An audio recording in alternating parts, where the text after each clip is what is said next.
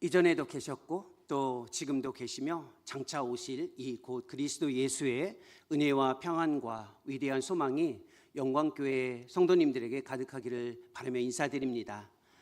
가을 소풍 오셨는데 여기서 풍성한 열매를 경험하셔야 하는데 저에게 와서 강의, 세미나, 이렇게 특강을 좀 해줬으면 좋겠다라고 목사님께서 부탁을 좀 하셨어요. 저에게는 부담이 있는데 왔더니 또 예배이고 설교도 해야 되고 은혜를 전하는 시간인지 아니면 필요한 내용을 설명해야 할 시간인지 마음의 부담은 좀 있지만 그래도 여러분의 가을 소풍의 이 끝자락에서 예배의 열매를 기대하는 그 바람이 헛되지 않기를 소망합니다. 기독교 신앙은 우리가 무엇인가를 아는 지식이나 정보를 넘어서서 우리의 삶의 방식에 영향을 미치는 아주 중요한 의미를 가지고 있습니다. 신앙은 그 삶의 방식이라고 이야기하는데 그 삶의 방식의 구체적인 모습은 관계의 방식으로 주어집니다. 예배라는 것은 관계의 방식을 구체화하는데 특별히 하나님과의 관계의 방식을 구체화하는 과정과 실천을 가리켜 예배라고 이야기합니다.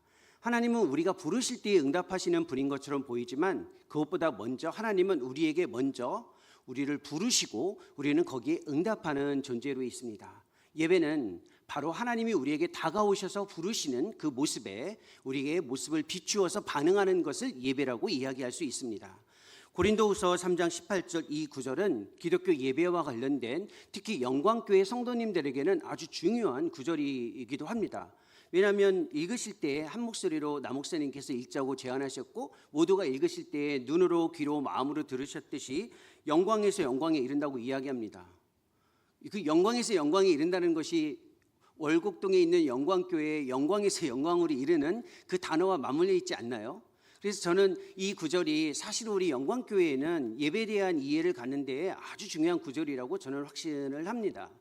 예배가 하나님의 부르심 앞에 반응하는 것과 관련해서 바울은 이 본문에서 굉장히 선명하게 비유적으로 이야기합니다. 마치 거울에 자신의 얼굴을 비추어서 그 거울에 비춰진 자기 자신의 모습의 변화를 경험하면 그것이 하나님 앞에 영광이 되고 그 과정을 통해 영광에서 영광이 지속적으로 드러난다고 이야기합니다. 예배하면 영광, 경배가 중요한 거잖아요. 근데 하나님을 향한 영광과 경배는 우리의 삶의 변화에서 주어진다고 이야기합니다. 그러면 이런 질문을 좀 생각해 볼 수 있습니다. 거울에 비추어 보는 것과 같이 자신을 비추어 본다. 이게 무슨 의미인지를 이 시간 생각해야 예배의 열매에 대해서 우리가 마음에서 삶에서 확신할 수 있습니다. 혹시 손거울 가지고 다니시는 분 계신가요?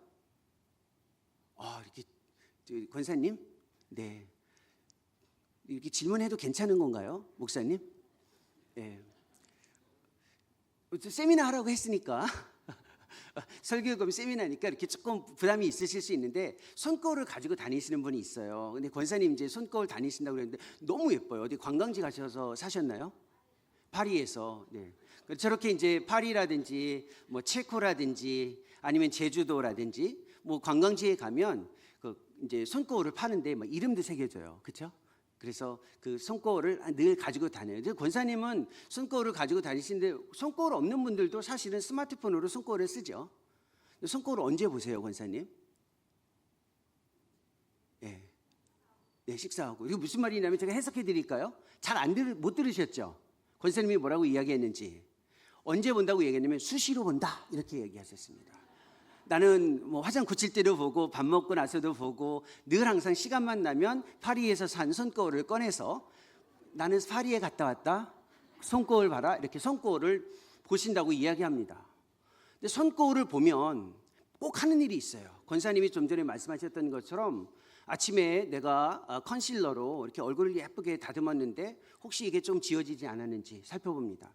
밥을 먹고 나면 혹시 입가에 내가 사용했던 립스틱이 혹시 흐려지지는 않았는지, 얼굴에 무엇인가 묻지는 않았는지. 거울을 보는 사람의 특징이 있어요. 반드시 반응한다라는 겁니다. 거울을 보면 반드시 자기의 모습을 다시 교정하거나 수정해서 기대했던 온전한 모습으로 변화합니다. 예배는 영광의 하나님을 거울처럼 인정하고 거울처럼 다가오시는 하나님 앞에 자기 자신의 모습을 비추어서 끊임없이 내가 하나님 앞에 비추어서 온전한 사람인지를 교정하고 수정하고 변화해 나가는 과정입니다.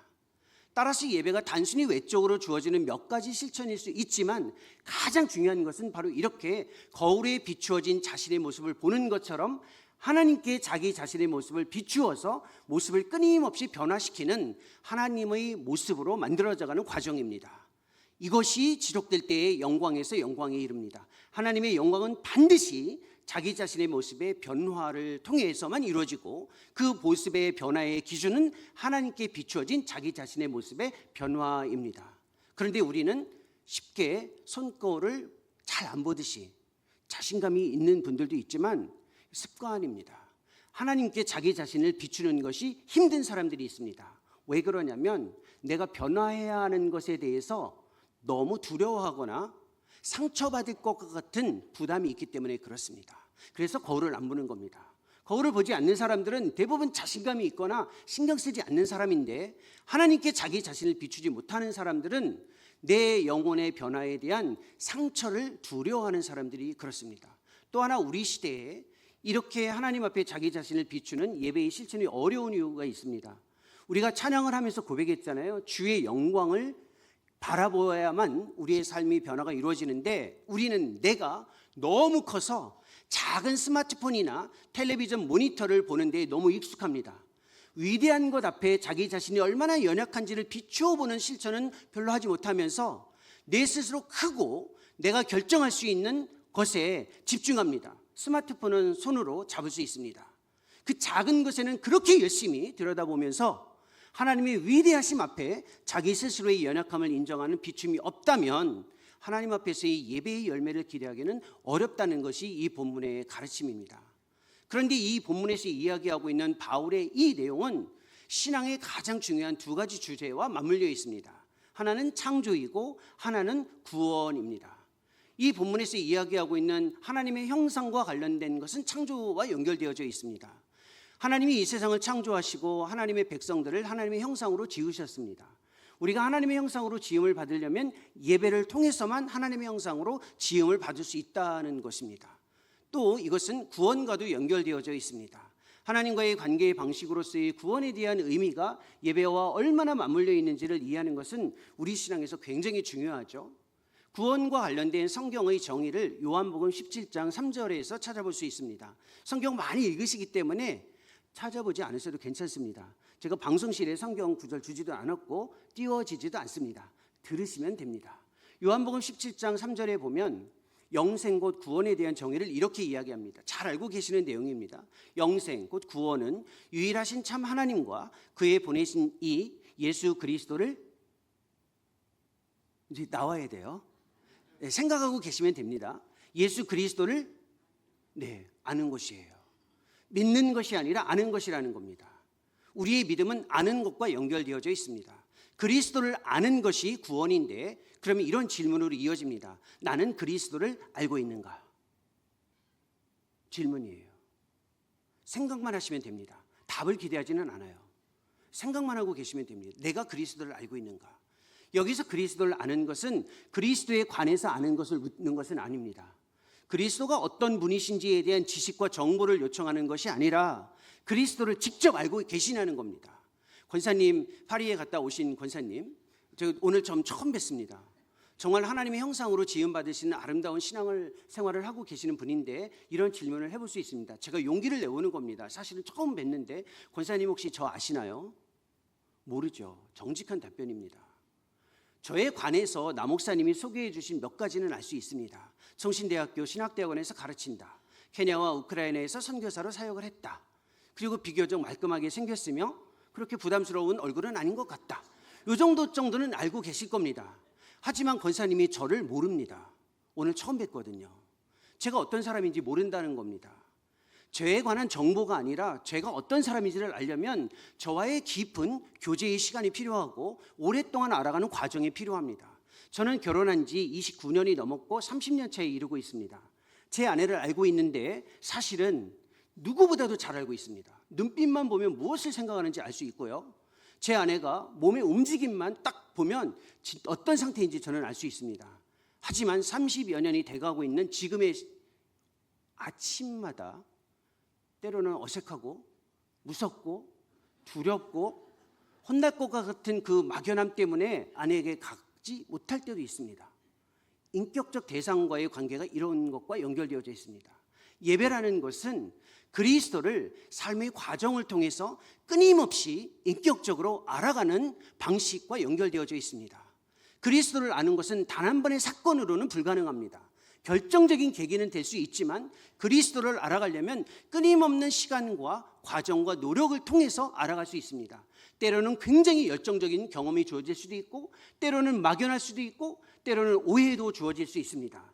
따라서 그리스도에 대한 경험을 예배와 연결시킬 때에 내가 원하는 감정적인 경험에만 집중하면 그리스도를 직접 전적으로 알아가기에는 한계가 있습니다. 마치 우리가 누군가와 결혼을 해서 연애를 해서 알아갈 때에는 섭섭함도 있고 서운함도 있고 감정적인 즐거움도 있고 전인격적인 경험을 담아내야 하는 것처럼 그리스도를 알아가는 이 구원은 바로 예배와 관련해서 전인격적으로 그리스도를 알아가는 평생의 과정이라는 것입니다. 이렇게 창조와 구원과 연결되어져 있는 기독교 예배가 오늘날 우리의 삶의 모습에서 어떻게 나타나야 하는지, 우리는 무엇을 경험하면서 살아가야 하는지, 그 예배가 우리에게 어떤 열매로 나타날 수 있는지에 대해서는 성경에서 이미 답을 제시해주고 있습니다. 바울이 이야기했던 이 구절을 통해 성경에서 이야기하고 있는 예배의 열매를 조금 더 다른 본문 안에 들어가서 살펴보고 그 예배의 열매를 통해 우리가 이 가을 끝자락에서 하나님이 원하시는 예배의 열매를 좀 더 풍성히 경험해 나갔으면 좋겠습니다. 그 답이 성경 안에 있는데 구약 성경 이사야 6장에 있습니다. 혹시 성경을 가지고 계시면 이사야서 6장을 한번 열어보시면 도움이 됩니다. 이 이사야서 6장은 하나님 안에서 창조와 구원의 의미를 전부 담아 기독교 신앙인이 예배의 열매를 경험해 나갈 때 그 열매가 무엇인지를 다면적으로 이야기해 주고 있습니다. 오늘 추수감사절로 보내시고 계시죠? 그래서 이 앞에 이렇게 많은 열매들을 이렇게 갖다 놓으신 거죠. 이게 매년 반복되지만 이 앞에 보면 여기 샤인 머스켓도 있고 감도 있고 귤도 있고 사과도 있습니다. 딱 보면 그게 무슨 열매인지 아시죠? 이건 사과다, 이거는 귤이다, 이것은 포도이다, 이것은 배다라고 다 알 수 있습니다. 그러니까 지금 열매와 관련된 세미나를 진행해 나가는 동안 예를 들면 예배의 열매가 무엇일까? 이렇게 생각하면 안 됩니다. 우리는 예배의 열매가 무엇인지 알고 있습니다. 그 예배의 열매를 우리의 삶과 연결시키는 것이 더 중요합니다. 이게 무슨 열매인가? 예배의 열매는 무엇인가? 이렇게 생각하는 것보다는 이 열매가 이미 정해져 있고 그 열매를 식별하는 것처럼 우리는 예배의 열매를 가지고 있는데 이게 진짜 예배의 열매인지 아닌지를 확인해야 되는데 그 기준이 성경에 있다는 겁니다. 성경에서 이미 답을 제시해주고 있는데 조금은 길 수 있지만 이사야서 6장 전체가 예배의 열매와 관련되어져 있는 굉장히 중요한 내용을 담아내고 있습니다. 마음을 좀 집중해서 이 예배의 열매가 무엇인지를 한번 살펴보고 그리고 이 안에 담겨져 있는 의미가 무엇인지를 좀 더 입체적으로 이 소풍의 과정에서 경험해 나가는 시간이 될 수 있도록 제가 조금 풀어서 나누었으면 좋겠습니다. 이사야서 6장 혹시 피셨나요? 방송실에서 이 성경을 띄워줄 가능성은 없으니까 라고 이야기는 했지만 너무나도 발빠르신 방송팀에서 저 구절은 이사야서 6장에 대한 요약판입니다. 조금 이따 열어주시면 됩니다. 성경 구절을 직접 보고 저 내용을 제가 설명해 드리도록 하겠습니다. 이사야서 6장입니다. 성경 피셨죠? 한 절씩 교독해서 한번 읽어가도록 하겠습니다. 열매에 대한 확인입니다. 우시야 왕이 죽던 해에 내가 본즉 주께서 높이 들린 보좌에 앉으셨는데 그의 옷자락은 성전에 가득하였고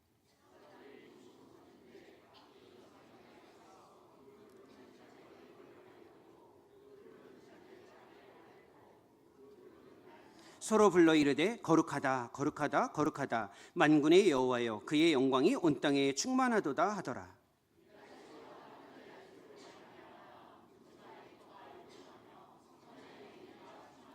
그때 내가 말하되 화로다 나여 망하게 되었도다. 나는 입술이 부정한 사람이요 나는 입술이 부정한 백성 중에 거주하면서 만군의 여호와이신 왕을 배웠음이로다 하였더라.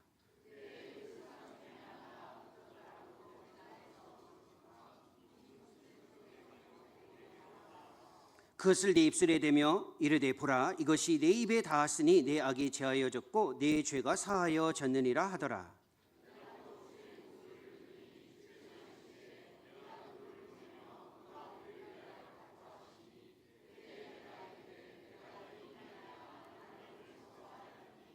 (9절과) (10절은) 제가 읽고요. (11절부터) (13절까지는) 구루터기에 속한 분들이 읽도록 하겠습니다.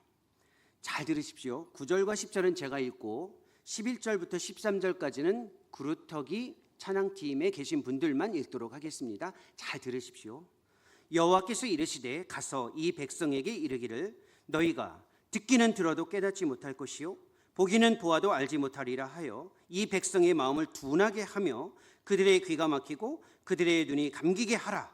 염려하건대 그들이 눈으로 보고 귀로 듣고 마음으로 깨닫고 다시 돌아와 고침을 받을까 하노라 하시기로.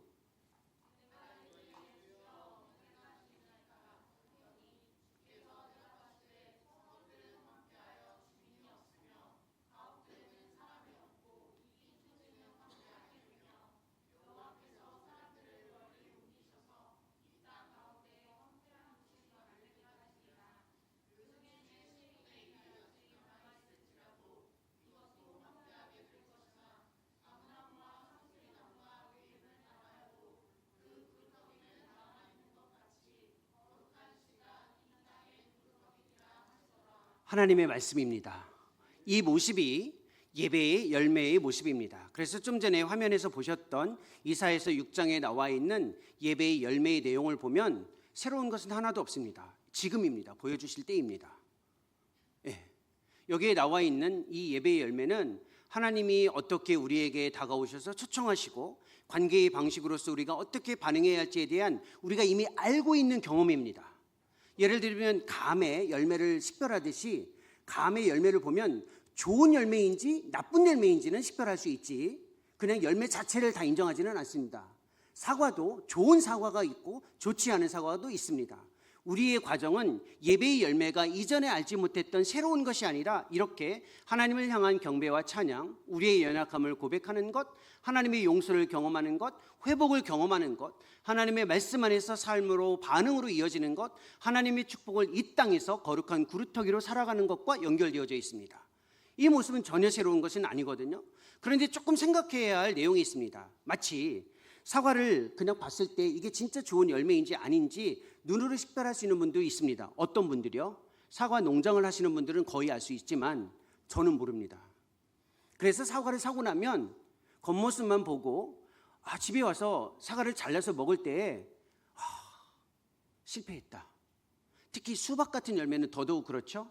포도도 그렇습니다. 모든 열매가 그렇습니다. 지금 이 열매는 바로 성경에서 이야기해주고 있는 열매이고 우리가 예배와 관련해서 경험해야 할 열매이고 지금 나의 열매가 정말 하나님이 원하시는 열매인지 아닌지를 판가름할 수 있는 성경의 기준이자 안내이고 지침입니다.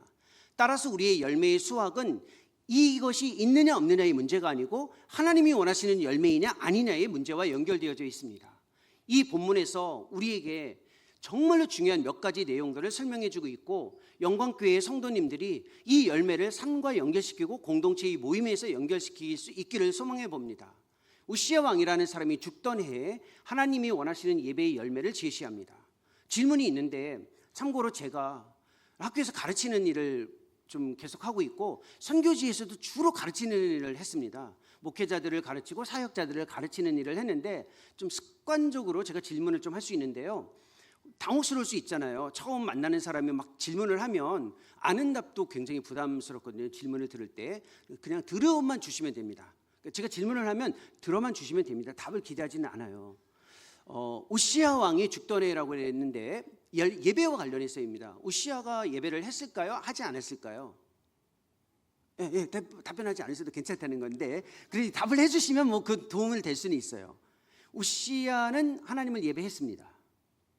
근데 왜 우시야가 죽던 해에 이사야에게 새로운 하나님이 원하시는 열매와 같은 예배를 보여주실까요? 예배가 있느냐 없느냐의 문제가 아니고 하나님이 원하시는 예배가 있느냐 없느냐의 문제입니다. 히브리서 12장 28절에 이런 표현이 있습니다. 경건함과 두려움으로 하나님을 기쁘시게 섬길지니라는 표현이 있는데, 하나님을 기쁘시게라는 표현은 하나님이 받으실 만하게라는 뜻을 한국어로는 기쁘시게로 번역되어 있습니다. 그리고 섬기다라는 말은 영어로 serve한다라는 뜻인데, 이 말은 예배하다라는 뜻과 맞물려 있죠. 원래의 번역은, 더 좋은 번역은 하나님이 받으실 만하게 예배해야 된다라는 뜻입니다. 중요한 건 예배를 했다가 아닙니다. 내가 예배를 했느냐 하지 않았느냐가 아니라 하나님이 받으실 만하게 내가 예배를 하고 있느냐입니다. 마치 마켓에서 여러 과일들이 있는데 소비자, 물건을 사는 사람에게 선택을 되느냐 선택받지 않느냐의 문제는 열매의 퀄리티, 품질에 따라 달라지는 것과 똑같습니다. 하나님도 마찬가지입니다. 예배는 하느냐 하지 않느냐의 문제가 아니라 받으실 만한 것이 있느냐 없느냐의 문제입니다. 이것이 성경적으로 하나님이 원하시는 방식으로 가야 하는 것에 대한 중요성을 이야기해 줍니다. 사무엘하 6장에 보면 아주 중요한 예배와 관련된 하나님이 원하시는 방식에 관한 교훈이 나옵니다. 거기에 보면 우사라는 사람이 죽게 되는 내용이 나오는데요. 다윗이 예루살렘을 정복하고 정착해서 앉아 있는데 마음이 불편했어요. 왜냐하면 여전히 블레셋에 있는 언약궤를 예루살렘으로 옮겨오지 못했거든요. 그래서 수많은 군대를 데리고 블레셋에 가서 언약궤를 가져옵니다. 그렇죠? 언약궤를 모시고 오는데 사실은 어디에 대한, 성경 내용 잘 아시니까요. 어디에다 이제 언약궤를 모시면 새술에 싣고 옵니다. 근데 그 술에 싣고 오다가 낙원의 타작 마당에서 소가 막 뛰기 시작했을 때 언약궤가 흔들거렸죠. 그래서 이게 떨어지려고 할 때 낙원이라는 사람이, 우사라는 사람이, 죄송합니다, 낙원의 타작 마당에서 우사라는 사람이 손을 뻗었어요. 잡았죠. 떨어지지는 않았어요. 근데 그때 무슨 일이 주어졌냐면 우사가 죽었습니다. 여기서 질문이 또 있어요. 자매님 답변하지 않으셔도 괜찮습니다. 그냥 질문이에요. 우사가 죽을 만큼 잘못했을까요? 한번 생각해 보세요. 우사가 누구를 죽인 것도 아니고 반역한 게 아니라 우사가 왜 손을 뻗었냐면 언약궤가 떨어지는 것에 그 안타까운 마음의 열정을 가지고 손을 뻗은 겁니다. 그렇죠? 근데 그 자리에서 죽었어요. 죽을 만하니까 죽은 건 맞는데 문제는 이거예요. 진짜 죽을 만큼 잘못했느냐는 거예요. 하나님을 예배할 때 많은 사람들이 성경의 가르침에 집중하지 않고 열정만 이야기합니다. 내가 열정적으로 하면 하나님은 좋아하실 것이다. 내가 열정만 가지고 있으면 하나님이 좋아하실 것이다. 맞아요. 열정은 중요한데 열정보다 더 중요한 게 있어요. 성경적 가르침과 방식이 아니면 아무리 큰 열정도 하나님이 기뻐하지 않을 수도 있다는 겁니다. 열정을 무시하라는 것이 아니에요.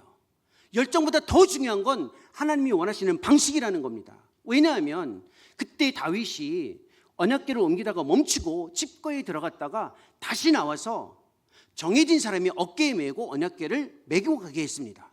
언약궤는 처음부터 어깨에 메고, 아무리 힘들고 불편해도 어깨에 메고 이동해야만 하는 것이 성경의 방식이었습니다. 그런데 새수레에 실었잖아요. 그리고 그것이 떨어질 것에 대한 안타까움이 있었잖아요.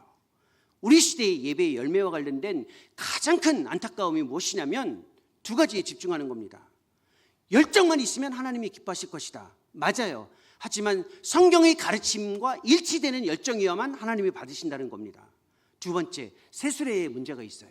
어깨에 매야 되는데 왜 새수레에 싣습니까? 새로운 기술이 있어야 된다. 좋은 장비가 있어야 된다. 새로운 것이 있어야만 하나님이 받으실 것이다라는 생각에 갇히면 하나님이 원하시는 예배에 참여할 수 없습니다. 따라서 좋은 장비가 있어야 되고, 좋은 스크린이 있어야 되고, 좋은 악기가 있어야 되고, 좋은 음향 시설이 있어야만 하나님이 예배를 받으실 것이다라는 생각에 너무 집중하면 성경적인 방식에 집중하고 따라가기 어렵다라는 겁니다. 이것을 우시야 왕이 죽던 해에 예배의 열매를 기대하는 우리 시대에 같이 이야기해 주고 있는 것입니다. 그러면 부담이 좀 주어지죠. 성경의 방식대로 내가 하나님이 원하시는 예배에 참여하고 싶다. 그러면 우리의 현실을 먼저 알고 있어야만 합니다. 그 현실이 아까 의도적으로 끊어서 제가 읽었던 9절과 10절에 담겨져 있습니다. 여기에 보면 하나님이 독특한 이야기를 그리고 요청을 하십니다. 다시 한번 제가 읽어드릴까요? 이게 우리의 현실입니다. 정말로 하나님이 원하시는 방식으로 예배에 참여하고 예배의 열매를 경험하려면 우리의 모습을 이해하셔야만 하는데 하나님이 이렇게 요구하셨습니다. 여호와께서 이르시되 9절이에요. 가서 이 백성에게 이르기를 너희가 듣기는 들어도 깨닫지 못할 것이요 보기는 보아도 알지 못하리라 하고 10절에 이 백성의 마음을 둔하게 하며 그들의 귀가 막히고 그들의 눈이 감기게 하라. 염려하건대 그들이 눈으로 보고 귀로 듣고 마음으로 깨닫고 다시 돌아와 고침을 받을까 하노라. 명령이에요. 눈이 감기게 하라. 마음을 둔하게 하라. 이게 하나님이에요? 우리가 믿는 하나님인가요? 이분이? 생각해 보세요. 이 성경이 정확하게 뭐라고 이야기하는지 들으셔야만 진짜 하나님이 원하는 열매에 들어갈 수 있습니다. 하나님이 이렇게 이야기할 수 있어요? 섭섭하지 않으신가요?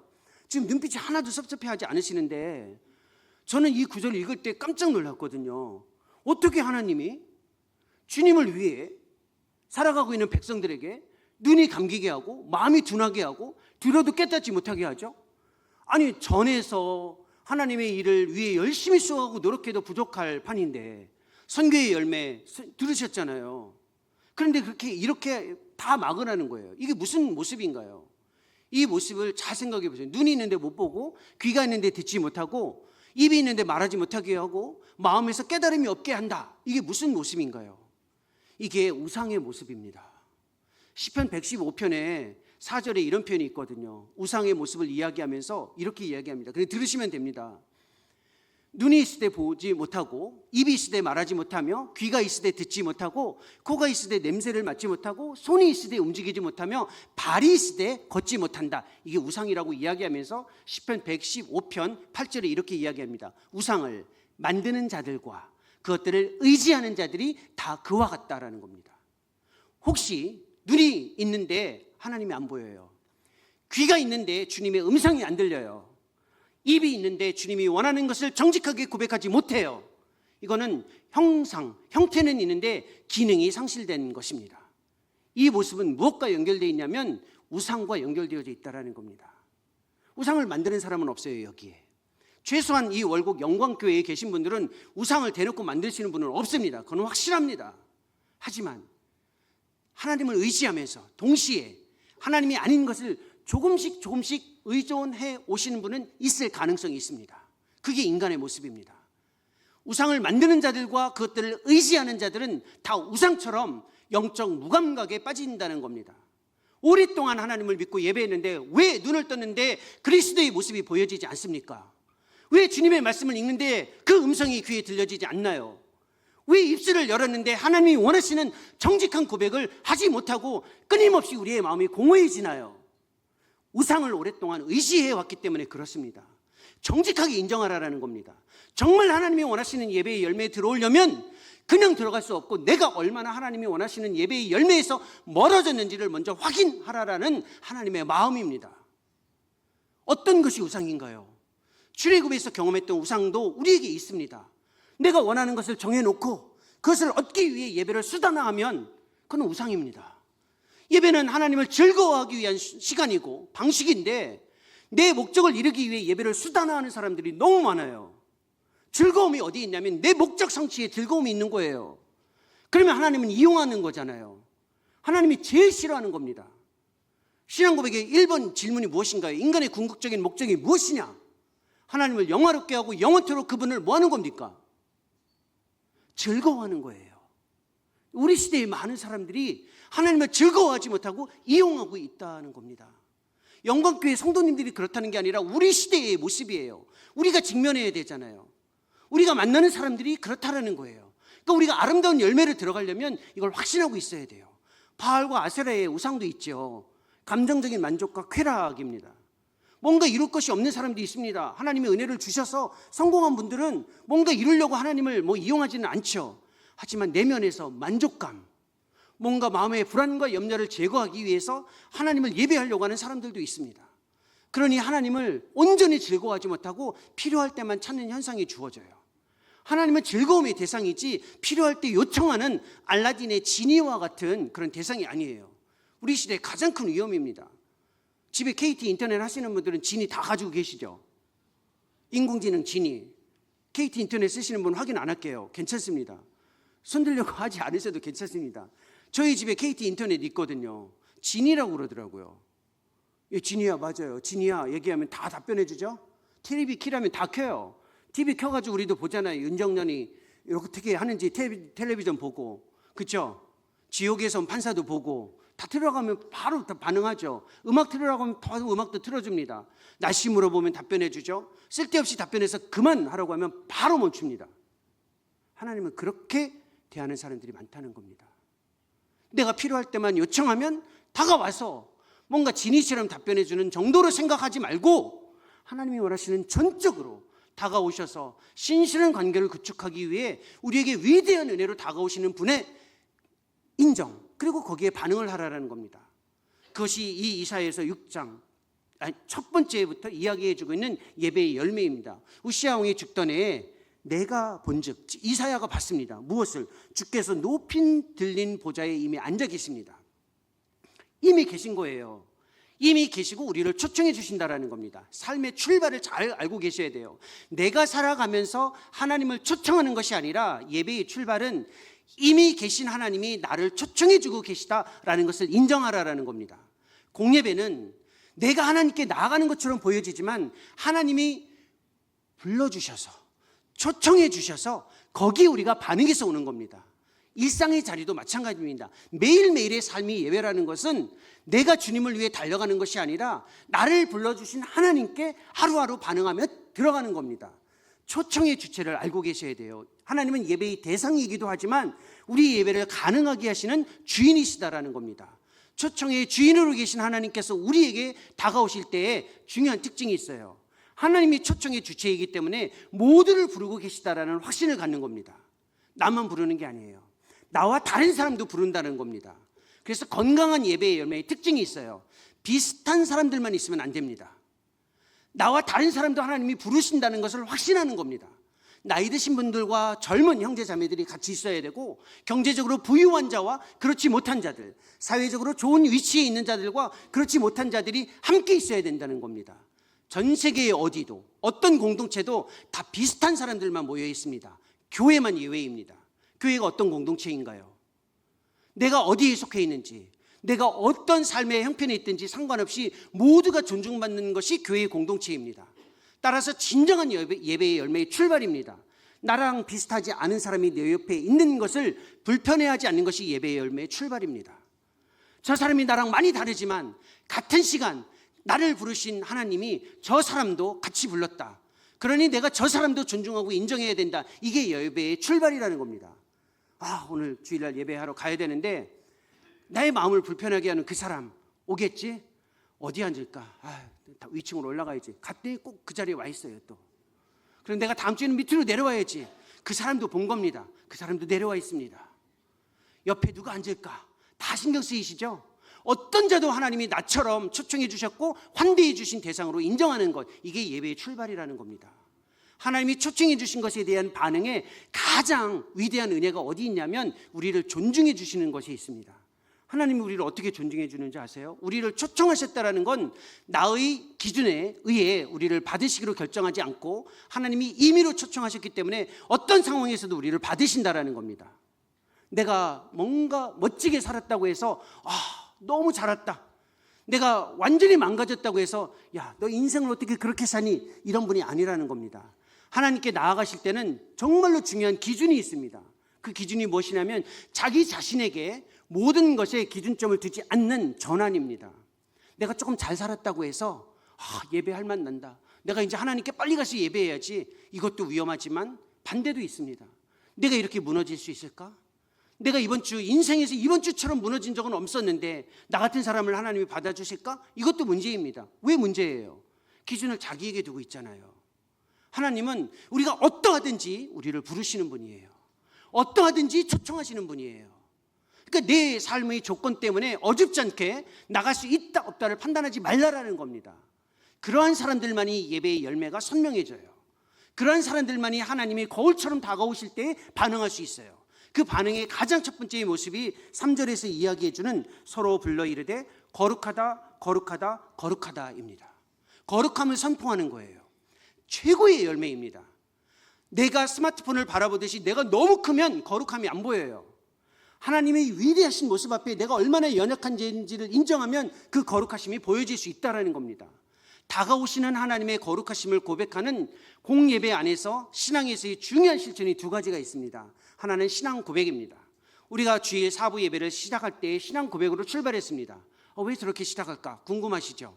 하나님이 어떤 분인지를 인정하고 무슨 일을 해 오셨으며 하고 계시며 앞으로 어떤 일을 하실지에 대한 분명한 선언이고 내가 거기에 속해 있다라는 고백을 신앙 고백에서 담아내는 겁니다. 따라서 성경에도 없는 신앙 고백을 왜 하냐? 이런 질문을 하시는 분들은 주의하셔야만 합니다. 성경에 있지 않지만 성경에 근거한 열매로 교회 역사에서 고백해왔던 이 신앙 고백은 아주 중요한 열매라는 겁니다. 이거보다 더 중요한 고백이 있습니다. 바로 음악, 곧 찬양입니다. 교회의 공예배 안에서는 모든 예배가 사실은 음악 없이 이루어지지는 않죠. 그렇다기에 아름다운 찬양 안에서도 우리가 경험했듯이 이 찬양은 하나님의 거룩하심에 대한 반응입니다. 하나님은 우리에게 은혜를 베풀어 주신 분이고 정말로 찬란한 영광의 모습으로 우리에게 다가오십니다. 그 하나님 앞에 우리가 반응해야 된다는 겁니다. 그 반응의 가장 직접적인 표현이 찬양입니다. 잘 들으십시오. 찬양은 조건이 아니라 반응이라는 겁니다. 내가 잘 준비해서 이렇게 정교한 음악으로 하나님이 기뻐하실 만한 음악을 고백하면 하나님이 들으시고 흐뭇하셔서 우리에게 은혜를 주시겠지, 이게 아니라는 겁니다. 이미 우리에게 은혜를 주셨습니다. 이미 풍성한 은혜로 다가오십니다. 그 하나님 앞에 반응하는 것이 찬양이지, 남들이 하지 못하는 것을 내가 하니까 이 음악을 들으시고 이 찬양을 들으시고 흐뭇해 하셔서 우리에게 은혜를 주셨으면 좋겠다라는 조건으로 쓰는 것을 주의하라는 겁니다. 철저히 반응입니다. 왜냐하면 이방 종교에서 그렇게 썼거든요. 기독교 공동체뿐만 아니라 교회 역사에서 이방 종교도 음악을 가지고 있었습니다. 차이가 있어요. 이방 종교의 음악은 바로 그들이 고백하는 음악의 대상, 음악을 들어야 하는 대상이 항상 화가 나 있습니다. 늘 분노하는 신입니다. 그래서 그 화를 누그러뜨리기 위해 정교하게 찬양으로 잘 준비해서 그들이 원하는 신, 그들이 기뻐할 만한 신에게 음악을 고백하면 화가 누그러져서 호의를 베푼다라고 생각하고 음악을 썼습니다. 기독교는 아닙니다. 기독교 신앙은 우리의 음악 때문에 하나님이 그래 좋아졌다, 여전히 그게 뭐냐, 이런 분은 아니에요. 이미 풍성한 은혜를 우리에게 베풀어 주신 분이에요. 그 분을 향한 반응이라는 겁니다. 따라서 찬양을 인도하시는 분, 그리고 예배 때의 찬양에 참여하실 때에는 우리가 이렇게 정교한 찬양을 하나님께 드렸으니 하나님이 기뻐하시겠지, 맞아요. 기뻐하지 않으시는 건 아니에요. 하지만 그것 때문에 기뻐하는 건 아니에요. 이미 우리를 기뻐하세요. 이미 우리에게 풍성한 은혜를 주시면서 우리를 기뻐해 주셨어요. 그리고 기뻐하시는 하나님께 반응해야 된다는 생각을 가지고 나아가는 겁니다. 그럴 때에 주어지는 경험이 있어요. 내 스스로가 얼마나 연약한 자인지를 하나님 앞에서 정직하게 고백합니다. 이게 예배의 열매 중에 아주 독특한 열매예요. 이 예배의 열매 정말 정직한 고백 5절에 있습니다. 이 5절은 하나님의 거룩하심을 인정한 자들이 정직하게 하나님 앞에서 경험하는 정말 아름다운 열매입니다. 5절에 이런 표현이 있습니다. 그때 내가 말하되 화로다, 나여 망하게 되었도다. 나는 입술이 부정한 사람이요 나는 입술이 부정한 백성 중에 거주하면서 만군의 여호와이신 왕을 배웠음이로다. 이렇게 이야기합니다. 연약함을 인정하는 겁니다. 이게 예배의 열매예요. 세상 어디에서도 약함을 인정하라고 가르치는 가르침을 강조하는 데는 없습니다. 우리가 연약함을 인정하는 것은 수치라고 생각하는 사회 속에서 살아가고 있습니다. 하나님 앞에서의 진짜 열매는 나 스스로의 연약함을 인정하는 겁니다. 하나님께 나아가는 걸림돌이 하나님에게 있는 것이 아니라 나에게 있다는 것을 인정하라는 겁니다. 그것이 죄에 대한 인정입니다. 예배의 가장 큰 걸림돌은 나 자신이 죄입니다. 죄를 정직하게 고백하는 이 열매가 없는 사람들은 하나님을 늘 이용만 하거나 하나님을 향한 정직한 직면에 늘 멀어져 있는 사람들입니다. 정직하게 연약함을 고백해야만 합니다. 그런데 사탄은 항상 우리를 유혹합니다. 문제는 너한테 있는 게 아니야. 의자 봐봐, 아니면 음향시설 봐봐, 우리 교회 올라오는 입구를 봐봐, 아니면 오늘 들은 찬양을 들어봐봐, 오늘 읽은 설교의 말씀을 들어봐봐, 다 그런 데에 문제가 있는 거야 라고 자꾸 생각을 바꿔놓게 합니다. 내 밖에 문제가 있다라고 우리의 시선을 계속해서 조절해 놓는다는 겁니다. 하지만 모든 문제는 내 밖에 있는 것이 아니라 내 내면에 있다는 겁니다. 나의 정직한 죄의 문제를 고백할 때에 하나님이 원하시는 예배에 들어갈 수 있다는 겁니다. 이게 전적으로 하나님을 신뢰하는 예배의 가장 중요한 출발입니다. 예배의 연약함을 인정하지 못하는 사람들은 하나님을 신뢰하지 못하는 사람들입니다. 하나님을 신뢰하는 예배가 얼마나 중요한지 성경 전체에서 가르치는데 가장 중요한 그 내용이 어디에서 주어져 있냐면 창세기 4장에 있습니다. 가인과 아벨이죠. 예배의 전쟁 본문인데 가인도 하나님을 예배했고 아벨도 하나님을 예배했습니다. 그런데 왜 하나님은 아벨의 예배, 제물을 받으시고 가인과 가인의 제물을 받지 않으셨을까요? 제물의 문제가 아니라는 건 히브리서의 내용을 통해서 알 수 있죠. 네, 대답하지 말라고 해서 계속 안 하시는군요. 괜찮습니다. 믿음의 문제예요. 그러면 이런 질문을 해볼 수 있어요. 가인이 믿음이 있었냐? 있었어요. 아벨도 믿음이 있었어요. 근데 차이가 뭔지를 생각해 봐야 돼요. 가인도 믿음이 있었고 아벨도 믿음이 있었는데 그 차이가 뭔지를 생각해 봐야 돼요. 가인은 하나님을 믿었는데 어떻게 믿었냐면 자신이 믿고 신뢰하는 것과 함께 하나님을 믿었어요. 장자권이 있었잖아요. 위대한 선물 장자권은 어마어마한 특권입니다. 장자권은 삶을 바쳐줄 수 있는 어마어마한 은혜의 선물이었어요. 근데 그걸 감사로 받아들이기보다는 신뢰의 대상으로 바꾼 겁니다. 그러니까 하나님이 원하시는 것의 가장 위험한 실천이 어디 있냐면 감사의 열매를 신뢰의 대상으로 바꿔놓는 거예요. 가인은 하나님을 전적으로 신뢰할 필요가 없었어요. 왜냐하면 장자권이 있었으니까. 하나님이 아니어도 살아가는 데 큰 불편함이 없을 정도의 무엇인가가 있었어요. 가인의 형제 아벨은 달랐습니다. 아벨은 장자권이 없었잖아요. 아벨은 하나님이 아니고서는 신뢰할 수 있는 것이 이 땅에 없었습니다. 간절함으로 절대적으로 신뢰했다라는 거예요. 하나님을 예배하실 때 내가 하나님을 예배하지 않아도 하나님이 나를 버려도 내가 5년은 먹고 살 수 있다. 내가 지금까지 하나님이 주신 은혜를 가지고 내가 얻은 것을 가지고 10년은 견딜 수 있다 하는 사람이 하나님을 의지하는 것과 하루하루 하나님이 아니고서는 살아갈 수 없다라고 고백하는 사람의 하나님을 향한 의존은 완전히 다른 겁니다. 내가 가지고 있는 것 하나님이 아니어도 되니 적당하게 의존하는 사람과 하나님이 아니면 안 된다라는 사람의 의존은 완전히 다르다는 거예요.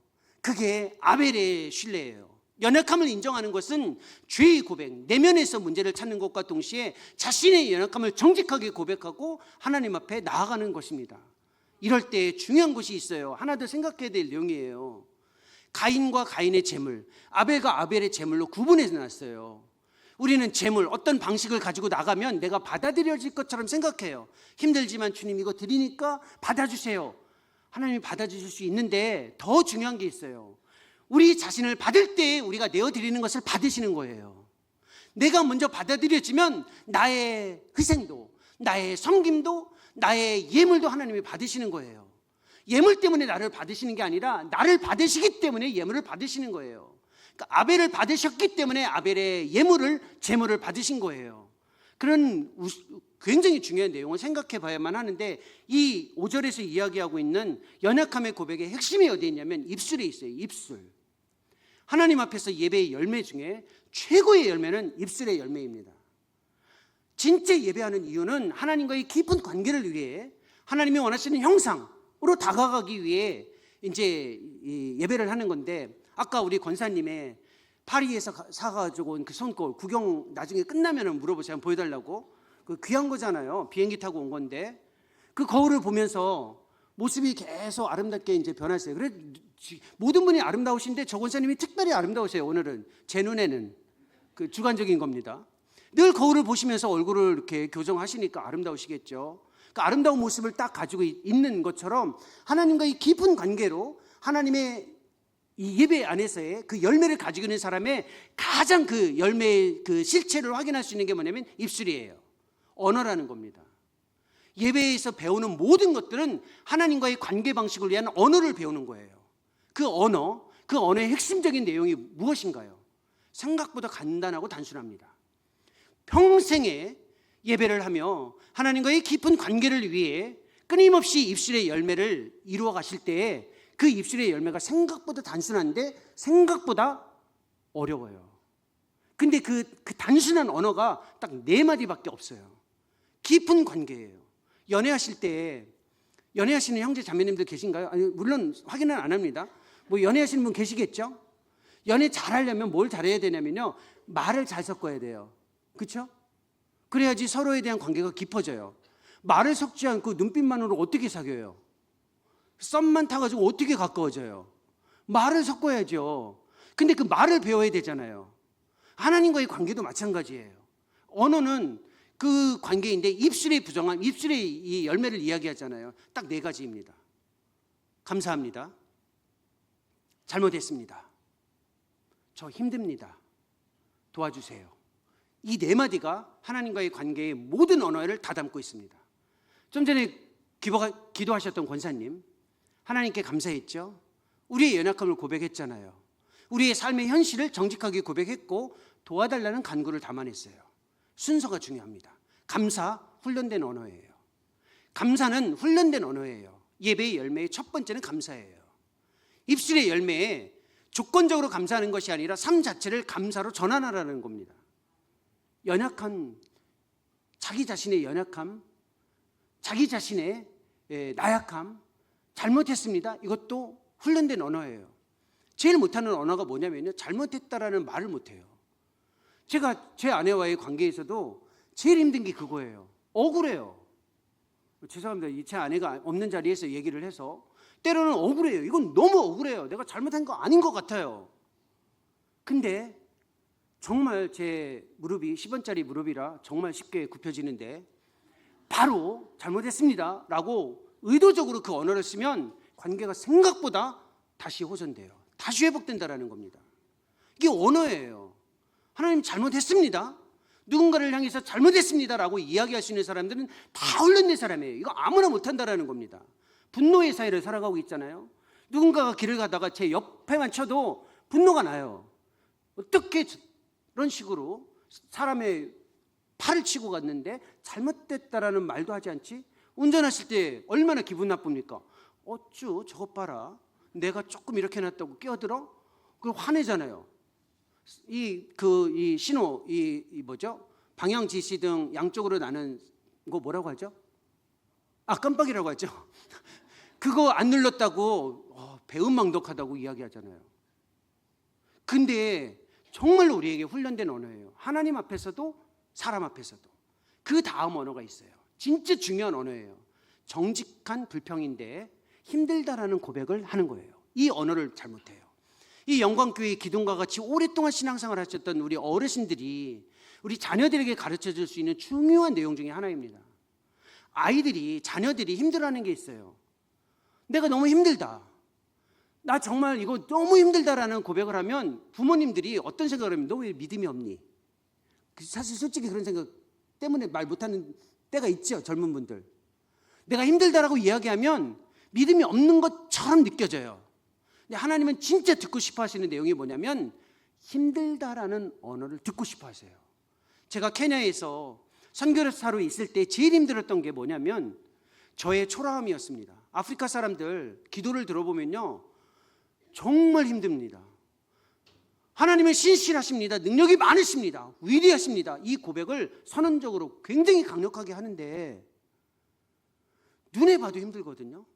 빵 한 조각 없어서 힘들고 마실 물이 없어서 힘든데 그걸 얘기를 잘 안 해요. 제가 아프리카 분들을 뭐라고 하는 게 아니에요. 현장에서 4년 반, 5년 가까이 보면서 느꼈던 하나의 현상이었습니다. 근데 왜 그럴까? 라는데 신앙에 주입이 좀 있었어요. 연약함, 힘들다라는 고백은 하나님 앞에서 믿음이 없다라는 인식이 너무 강해요. 근데 진짜 우리의 하늘 아버지께서 무엇을 듣고 싶어 하는지를 들어보셔야 돼요. 제가 우크라이나에 있다가 한국으로 들어오면서 저희 둘째 아들이 온라인으로 공부를 하는데 홈스쿨링을 3년 반을 하고 대학을 들어갔습니다. 물론 이 코로나가 끝나도 계속 홈스쿨링을 할 수밖에 없었어요. 여러 가지 이유로. 옆에서 봤는데 한번 생각해보세요. 청소년 아이가 3년 반을 자기 방 안에서 하루 종일 공부를 하고 고등학교 시절을 마무리한 겁니다. 그래서 마지막 고등학교 끝날 무렵에 제가 이렇게 물어봤어요. 제 아들 이름이 하진인데, 야, 하진아, 너 많이 힘들지? 그랬더니 제 아들이 뭐라고 얘기했는지 아세요? 하나님이 있고 아빠가 있는데 뭐가 힘들어? 놀라시죠? 남의 자식이니까 놀란 거예요. 너무 믿음이 커 보이죠? 마치 제가 아프리카 사람들의 기도를 들을 때의 그 느낌이었어요. 저는 아빠잖아요. 제가 들었고 싶었던 내용이 뭔지 아세요? 사실 저도 놀랐어요. 사실은 우리 아멘 하신 분처럼 저도 놀라긴 했는데 마음속에서 뭔가 불편함이 있었어요. 그게 뭐냐면 듣고 싶었던 말이 있었거든요. 이 말을 듣고 싶었어요. 아빠, 나 힘들어. 진짜 친구들 만나고 싶고 선생님 만나고 싶고 학교에 가서 공부하고 싶어. 이 이야기를 듣고 싶었어요. 그게 정직한 거예요. 눈에 봐도 힘들거든요. 그러니 기도하실 때 하나님과의 관계의 예배의 열매 중에 언어, 입술을 전환하시려면 감사합니다, 잘못했습니다 외에 힘들면 힘들다고 하세요. 하나님, 저 너무 힘듭니다. 하나님, 이거 견딜 수 없습니다. 하나님 아버지시잖아요. 저희 이 삶의 아픔의 자리에 와주세요. 이거 정말로 저는 너무 힘듭니다. 아버지께서 듣고 싶어하는 기도예요. 이 언어를 익히라는 거예요. 그리고 나서 구하는 거예요. 하나님, 이것이 필요합니다. 이거는 얘기 안 해도 잘해요. 우리 잘하잖아요. 뭐가 필요하다, 구하는 거. 앞에 있는 세 개의 언어를 갖춰야만 된다는 거예요. 이럴 때 주어지는 엄청난 예배의 열매가 무엇이냐면 회복이에요. 그것이 6절과 7절인데 조금 거리감이 있을 수 있지만 한번 같이 읽어볼까요? 6절과 7절입니다. 같이 읽겠습니다. 그때 그 스랍 중에 하나가 부젓가락으로 제단에서 집은 바 핀 숯을 손에 가지고 내게로 날아와서 그것을 내 입술에 대며 이르되, 보라, 이것이 내 입에 닿았으니 내 악이 제하여졌고 내 죄가 사하여졌느니라 하더라. 회복이 밖에서 주어진다는 이 위대한 경험이 예배의 열매입니다. 하나님의 관심이 있어요. 예배의 열매는 회복이에요.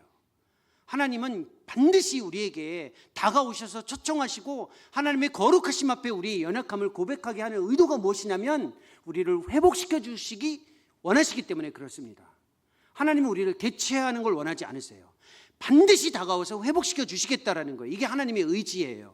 우리는 포기하고 싶거든요. 이 정도 하면은 이거 아닌 것 같다. 이게 사람의 마음인데 하나님은 아니에요. 그래서 아까 우리 구루터기에서 불렀던 첫 번째 찬양이 뭐예요? 우리를 회복하시는 분을 고백했잖아요. 기억하시죠?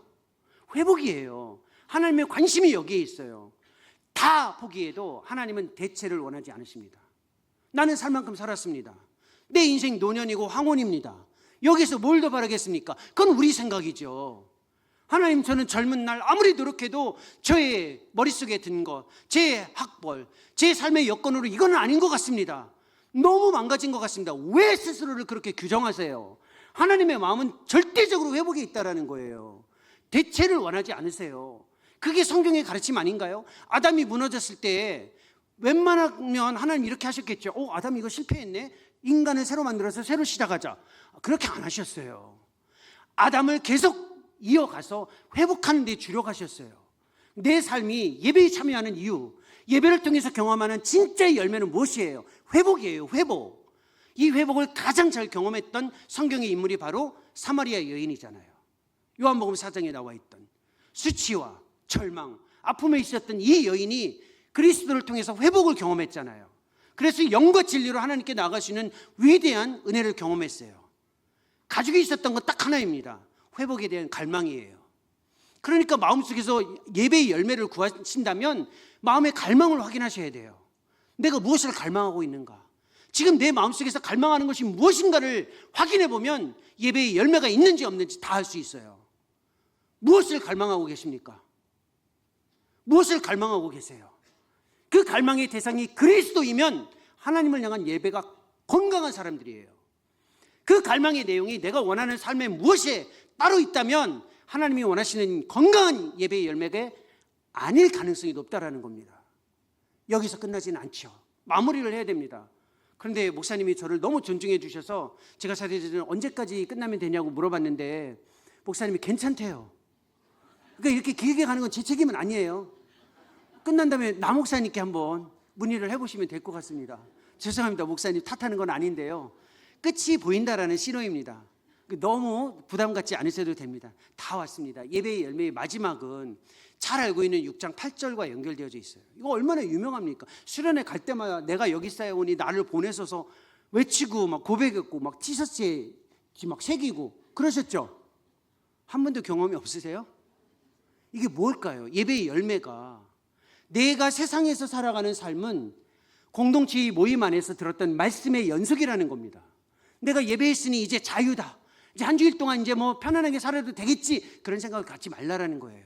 공동체의 모임과 내 삶의 연결적 순환을 이해해야 예배의 열매가 건강하다라는 거예요.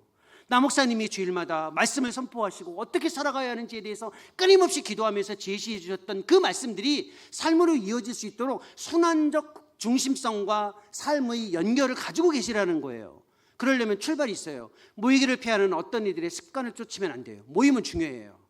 삶의 예배를 강조하는 사람들이 흔히 삶의 예배인데 왜 모이냐라고 이야기하죠. 모임에서부터 삶이 출발한다라는 겁니다. 출발 자체가 그래요.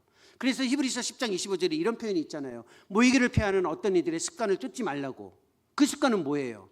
안 모이는 습관이 아니에요. 히브리서 10장 25절에 나와 있는 모이기를 피하는 어떤 이들의 습관은 어떤 습관이냐면, 모이기는 모이는데 규칙적이고 고정적이고 반복적으로 모이는 게 아니라 필요할 때만 모이는 거예요. 내가 뭔가 필요해. 이번 주에 예배를 안 가면 뭔가 찝찝해, 안 될 것 같아. 그럴 때만 오는 사람들이 있어요. 마치 있잖아요, 점 보러 다니는 분들, 내가 아주 중요한 시기가 있을 때만 찾아가서 뭔가 물어보고, 이렇게 하지 말라라는 거예요. 평소에 뭐가 있든 없든 고정적인 시간, 정해진 방식이 가지고 있는 힘을 의지하며 그 습관의 힘을 가지고 있으라는 거예요. 뭐가 있어야 하는 건 아니고요, 없어도 그 자체가 힘이에요. 그러니까 규칙적이고 고정적이고 반복적으로 모이는 이 모임을 분명히 삶에서 열매를 가지고 있는 사람들은 삶에서의 열매도 건강해져요. 삶에서 하나님을 예배해야 하는 것이 얼마나 중요한지 아모스서에서 이야기해주고 있습니다. 아모스서 5장 21절에 보면 이런 표현이 있습니다. 너희가 절기를 지키고 거룩한 성회를 모여도 내가 기뻐하지 않겠다라고 이야기해요. 성경 구절입니다. 이거 근데 정해진 시간에 거룩한 모임을 기뻐하지 않으신다고? 이게 하나님이에요. 이게 말이 됩니까? 그 다음 구절에 뭐라고 얘기하냐면, 너희가 번제, 화제, 소제로 예물을 내어드려도 내가 받지 않겠다라고 이야기해요. 우리가 아무리 정성을 들여서 하나님께 예물을 내어드려도 받지 않으시겠대요.